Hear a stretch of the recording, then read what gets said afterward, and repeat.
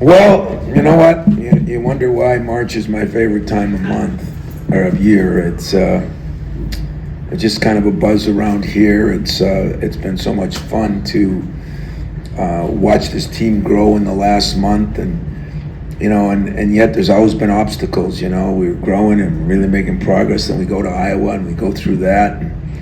But experiences on winning and losing is why I've always been so big on failure is a big part of success.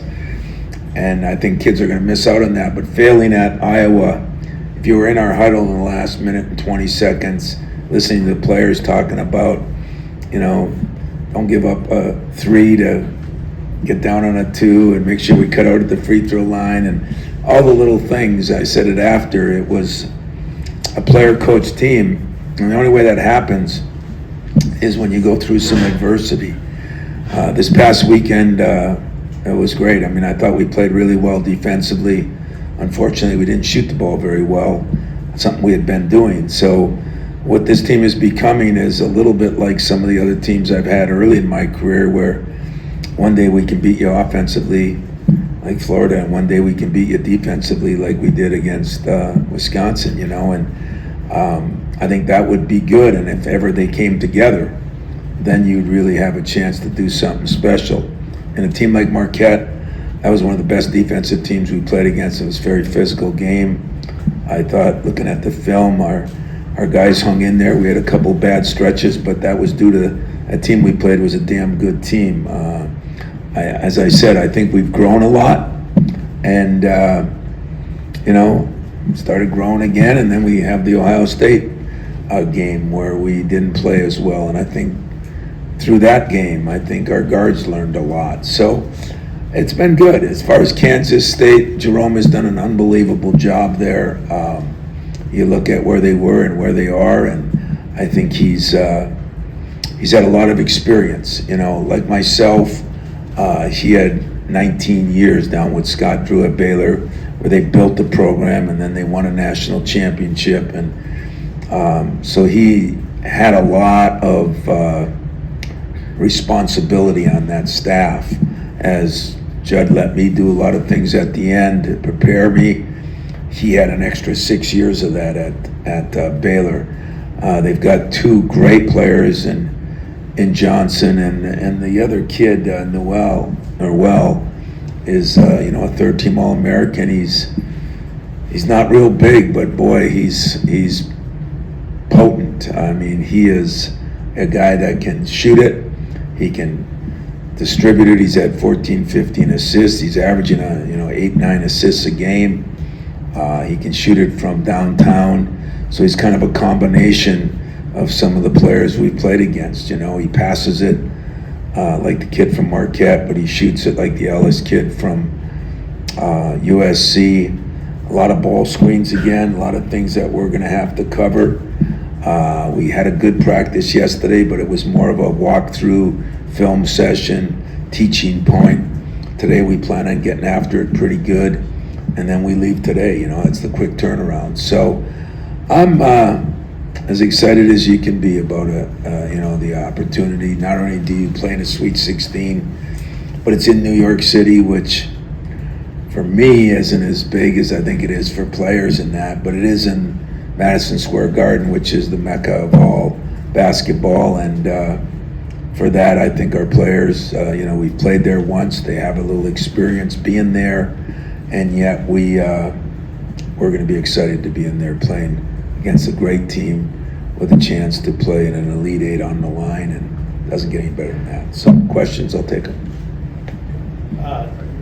Tom, in your career, can you put into words how disruptive the transfer portal has been, and on the upside, good side of it, what has it meant for your team this right now with Hauser and Walker, and also for Kansas State with a bunch of guys that help them?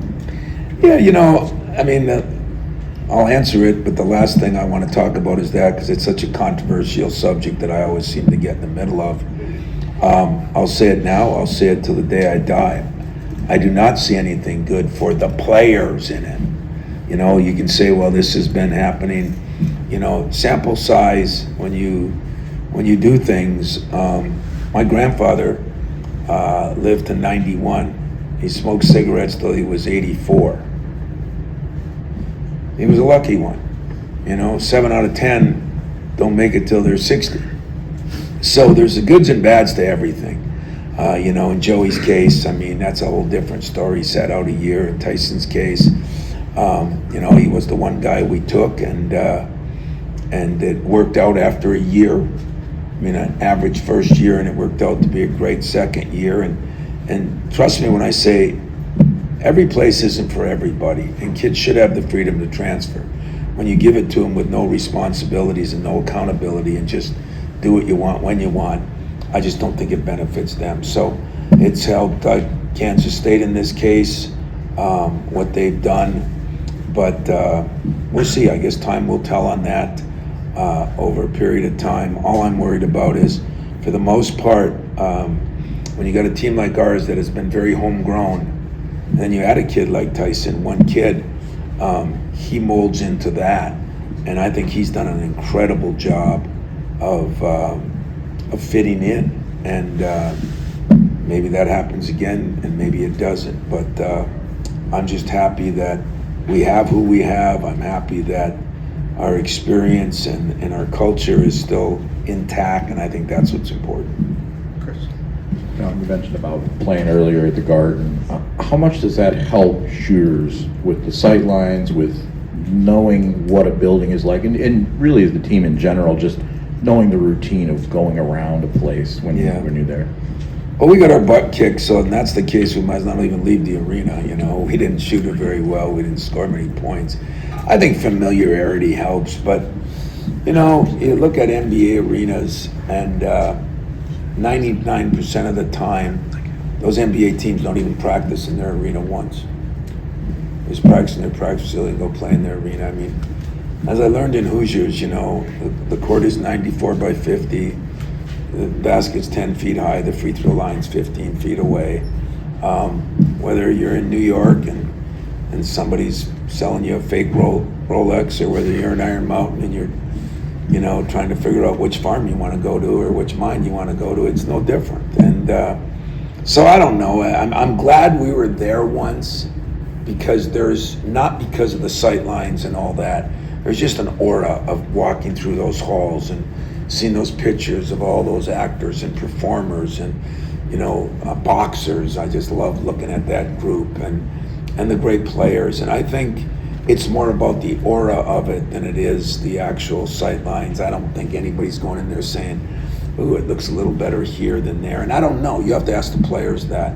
But my count on that, I know from the bench, doesn't look any different to me. You referenced this talking about the players in the huddle late and learning from the Iowa game. But in terms of teams that have kind of become, I don't want to say this the best way to put it, but they've become what they are because of what they've gone through. Mm-hmm. And it's almost like one of those things, do you feel like they could be in the spot if they hadn't gone through all these things? How important is that? Have you seen this team has been able to do that better than maybe so many other teams in the past, that you've been able to go through all that and it make you better and not have to beat you down, I guess? Well, that lends into the first question Larry asked. If you don't go through stuff, I was on a show today on ESPN with Jay Williams, and he said, I wouldn't be where I am today, or what I wasn't for those first 2 years at Duke, when I was, getting told what to do morning, noon, and night. And I think that's what it's all about. If you don't go through some adversity, if you don't go through some problems, first of all, you don't enjoy the good times as much. But second of all, you're not prepared. Within a game, we were up 18-5 or something, then we were down 5. Those things are going to happen as they happen in life. If you've never been prepared for that, how do you handle it? So that's why I think, in life, the journey you go through, you better learn from the positives and the negatives of the journey and figure out how to deal with them and how to excel. And I think this team has done a damn good job of that. We go to the aircraft carrier without Jaden, and we kind of, I guess he came in at the end, but Malik gets hurt right after that. And then we go a period of time without both of them, and we take some lumps. And against Alabama, kind of learned that our defense is important. And then, we had those crushing losses to Purdue at home. I had that big loss to Northwestern at home. Then we started going on a little bit of a run, and then you get the Iowa game. And all those things teach you that there's going to be ups and downs. We had the tragedy here. These kids have gone through a lot, and I think they've rebounded pretty well because they all been through some things together, some of them in the last 4 years, 3 years, or 2 years. And that is beneficial, I promise you. I know it's helped me. Jay Will said it helped him. I'm sure it helped each and every one of you guys. I hope the generations that are coming up figure out that it's okay to fail. It's okay to lose. It's okay to go through some tough times. Quoting all the people that I keep quoting, Bo Schembacher, those who stay will be champions. You got to do those things to be successful, and you got to do those things to be able to enjoy things. I mean, if you never failed, what would be the difference in failure and success? So I feel so strong on that and so committed to that we'll see what happens. But this team has been through a lot, not anything, except the tragedy, not anything different than other teams. But they've kept getting up off the ground and dusting himself off and figuring, got to become a better free throw shooting team than I was last year. Can't turn the ball over like we did last year. Can't suck in on dribble penetration and give kick out threes like we did at Iowa. And when I say they learn, I think what I love about this team the most is we learned how to take blame, take responsibility, take ownership. We all owned that Iowa game. I was mad that some guys dug down when I said something. I must not have said it well enough. So I took blame, and deservingly so. And I think when you can take blame, you can grow. And I think that's what this team has done. Tom, I'm wondering, with your win the weekend process and how, as you've refined it over the years, how much does the equation change from the regular season in terms of being able to look back and review like the USC game or the good moments from Marquette versus just being straightforward and it's always got to be on the next thing? Because during the regular season you have a couple games you can do look back and look forward. Just how much looking back, I guess, on things that you liked as part of this process versus. Yeah, I'd say that's the one bad thing about the tournament, especially this quicker turnaround. Since we played Sunday night and now we play Thursday and we're leaving today. There's not a lot of time. We didn't even look at the film from a good win against Marquette. We couldn't go through the positives and negatives because we had, Sunday night when we got back, it was late. We had Monday morning, it was on to Kansas State. Monday afternoon, it was practice. Then we were going to we had a short meeting Monday night, but guys are worn out a little bit. So today, no meeting, practice. We'll meet in the hotel tonight. And then we'll go from there. But that's the only thing bad about it is you don't get, it's a strange deal the way they do that if you play on Friday. I guess if I look back, since we got beat early in the Big Ten tournament, it'd been better to play Thursday, Saturday, and then you had the Friday, Sunday. But it's no different at this time of year. There's only so much you can work on, and it's going to come down to how hard you play. I mean, I had the privilege of talking to two of the 3 or 4 greatest point guards I ever played here. I talked to Mateen last night. I talked to Magic right before I came here, and they all said the same thing. You got to go out and play. You got to be able to play defense. You got to be able to play with some energy and passion. None of those things are coaching points. They're things that you don't have a skill for. You have a choice to make. And that's kind of what this time of year is for. We'll give you the things we can give you. He who plays the hardest usually plays the best. How do you try to build on those good things then without maybe the full film breakdown? Yeah, you try to build on the good things that we talk about. Our defense has been much better, And then we say, why haven't we been shooting it quite as good from the free throw line? Why? So we put a little more time into that. We asked them to put a little extra time 3-point shooting, I mean, Tyson was shooting the lights out. He's had 2 average games. I mean, he hasn't taken that many, so the sample size is small. So I don't really, when you win games during the season, you really harp on the negatives of even if you won, because it's a long season.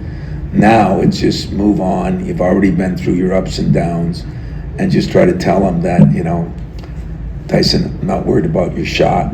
You've been as good a shooter as we've had here in years. Just go shoot it. Joey's in a whole different spot, man. I mean, he is so wired right now. It's just been fun to watch. It's been fun to see a guy almost want to give it up and then do what he did this year. I mean, that'll help me in my coaching no matter how many more years I do it, because you get to see those kind of things happen. And you wouldn't see them if everybody just had success.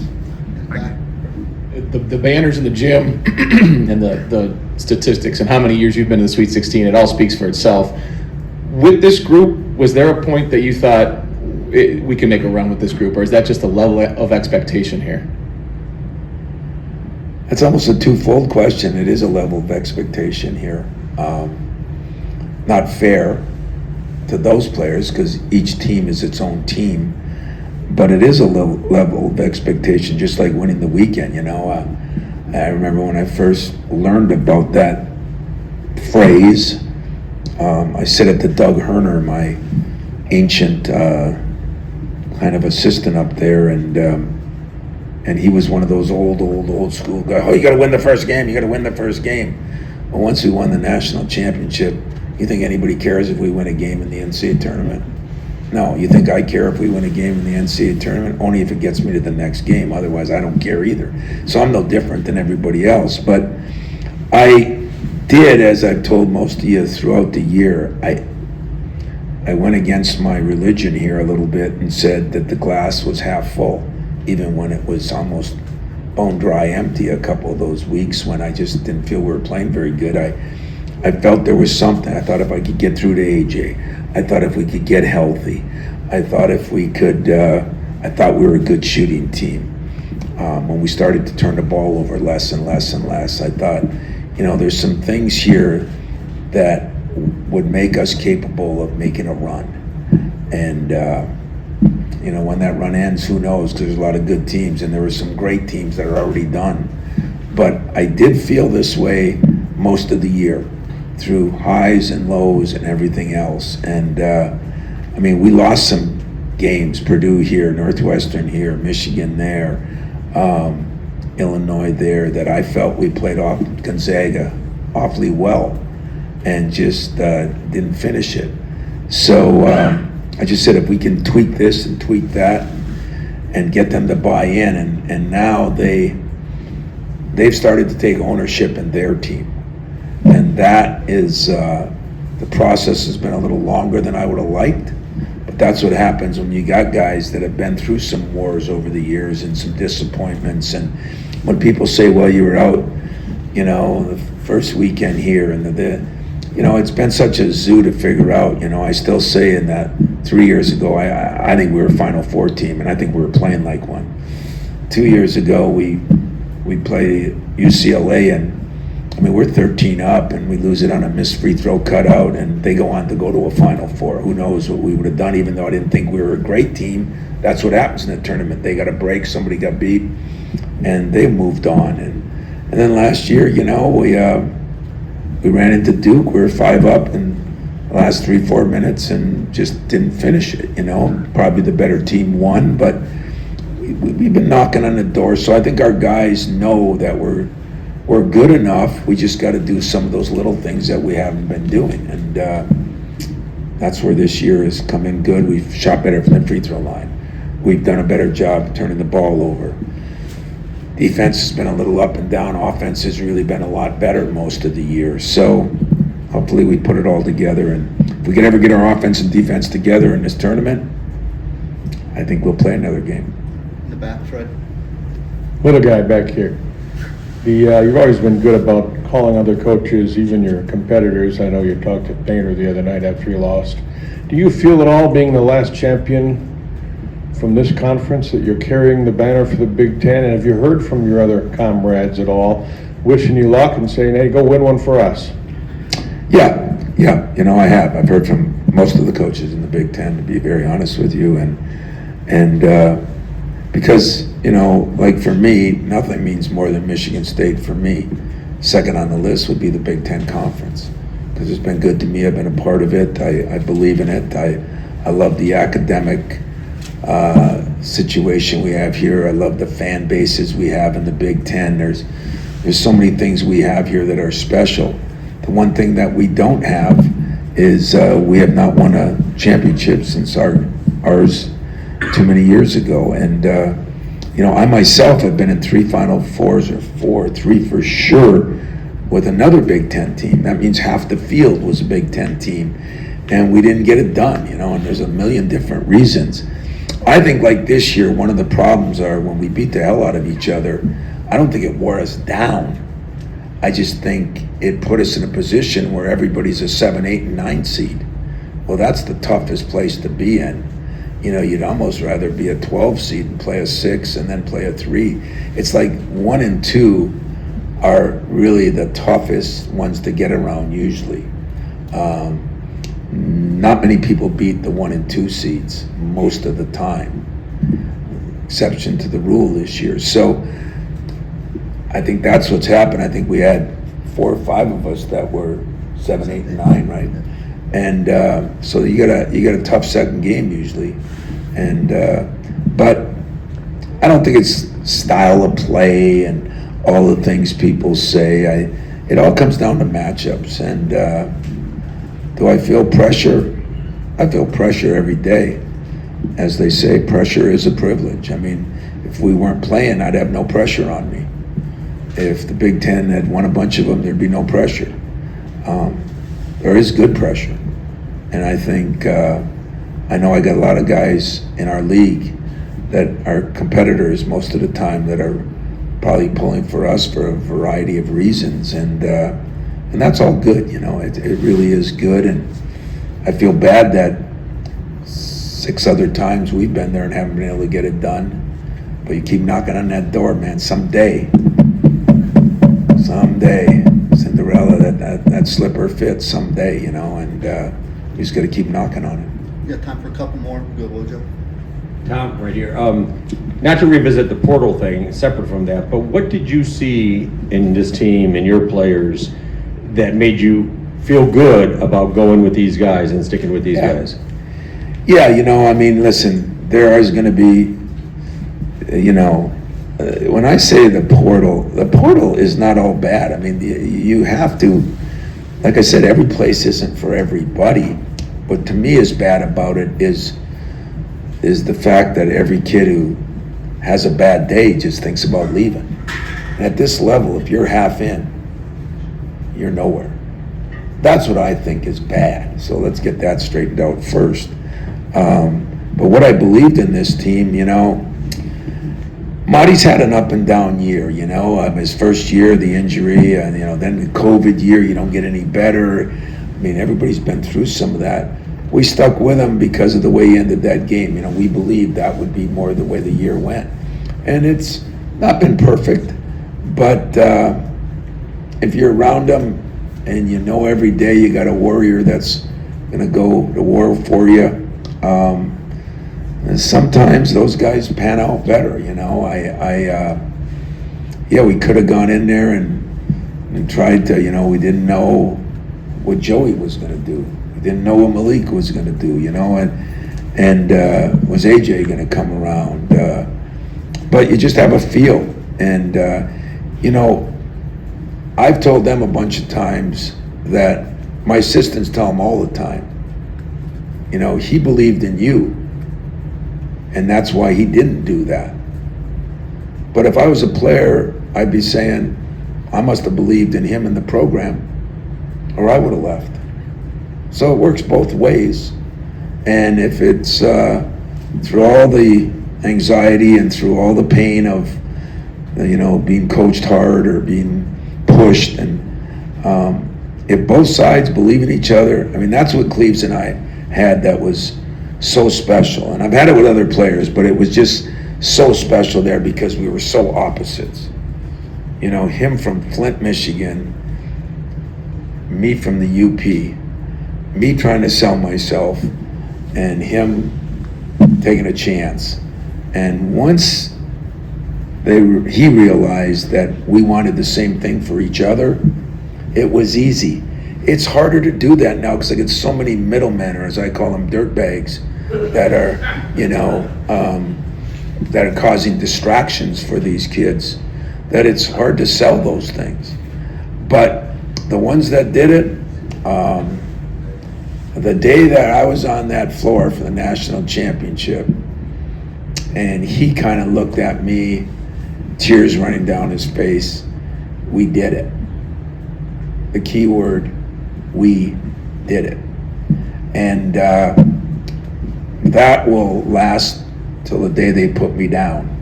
And I mean that, and I look for that again. And that's my goal, is to get a group of guys that believe in you, and you got to believe in them. And I proved my worth of them.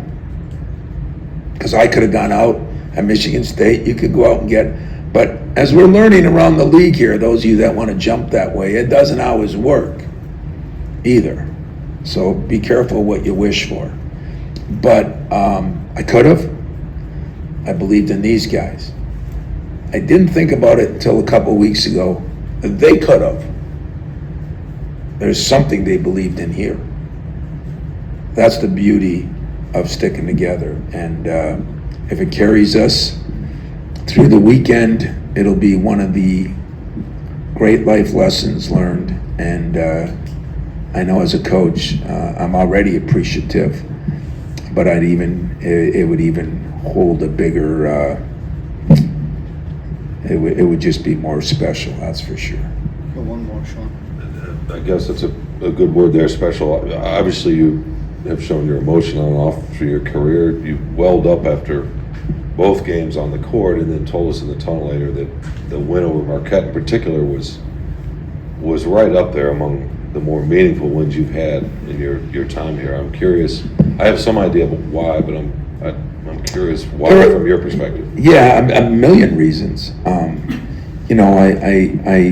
I do not forget what happened here, the tragedy, and I think of those people, and I think of one that is in a hospital in Chicago now, that the hugest fan and basketball fan, and can't be there. I think of the situation, this new era where we could just trade cards, trade players. You don't even need anything, and how I don't agree with that. That doesn't mean it's right or wrong, but we accomplished something doing it the way I still believe. That was part of it, and I was pleased. Part of wearing your emotion on your sleeve is I give you guys way too much. I think of John Thompson, and I think of Mex. He worked there, and how John was, and I say that with reverence. I love John Thompson, but I'm an open book on most stuff. So when I'm mad at AJ, I tell you. I even tell you the reasons. I don't do that I don't need anybody's support anymore. I don't mean that the way it sounded. It's not egotistical. I just, it's how I feel. And so my emotions are always how I feel. And when I see a guy go from that Ohio State game, which, I didn't agree with some things. You have a meeting, you talk, and then you see a guy play the way he did in those two games, and you just say, job is worth it. Job is worth it. Because in the end of the day, the job is to win games for my bosses and all the people and the alumni and the fans. But as a parent and as a human being, my job is to try to make other people's lives better than they would have had.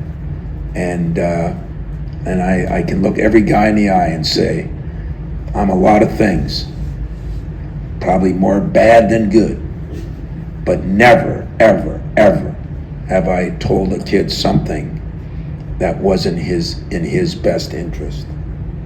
I told kids that they should leave. just recently. I told them why. Told them they could stay, but I wanted to do what's best for them.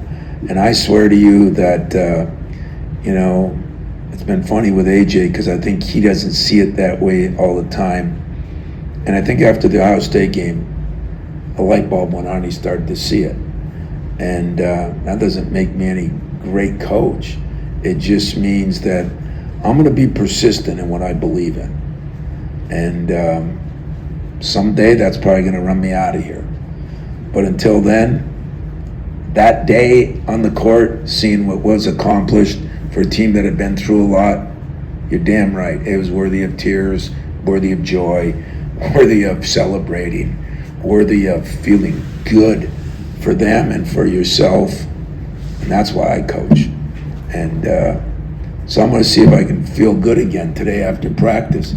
Because with 17 to 19 to 20-year-olds, it kind of goes like this a little bit, guys and gals, and yet I'm gonna do that, and I'm gonna push just as hard today because it ramps up now. We start practice, we're playing in New York. Here we come, and I'm looking forward to it. I'm looking forward to try to get them someplace that maybe a lot of them question whether they could get to. That's what leadership and coaching is all about. And at the other side of it, they're taking me there too. It's not a one way. I'm not the dictator. I don't go nowhere without them. I mean, let's get something straight here. It's not quite as bad as pro ball, where players definitely, but if a player doesn't want to play for you, and he's a key player, you're not winning. So that's the beauty of it, and I think those were my emotions, that the world makes you right now question everything you do. I'm sure you guys do the same thing. I mean, we're in a strange time right now as a society, and it's always going to change. But there's still got to be accountability, and there's still got to be some rules, and there's still got to be goals, and there's still a way to accomplish incredible things. Shortcuts is not one of them. So I'm looking forward to seeing you guys out there. Behave yourselves. Listen, if you need something from a Youper, if a guy opens his jacket and there's a bunch of gold in there, don't buy it. It's probably phony. I learned that. It took me a long time to learn that, but I learned it. I probably bought a few toothbrushes and razors back in the day when I was young and went to New York. But now I'm a veteran. I tell my players what to do. They probably won't listen as long as they listen on the court. Hey, they got NLI money. Go waste it on that fake Rolex as far as I'm concerned, all right? Thanks, everybody.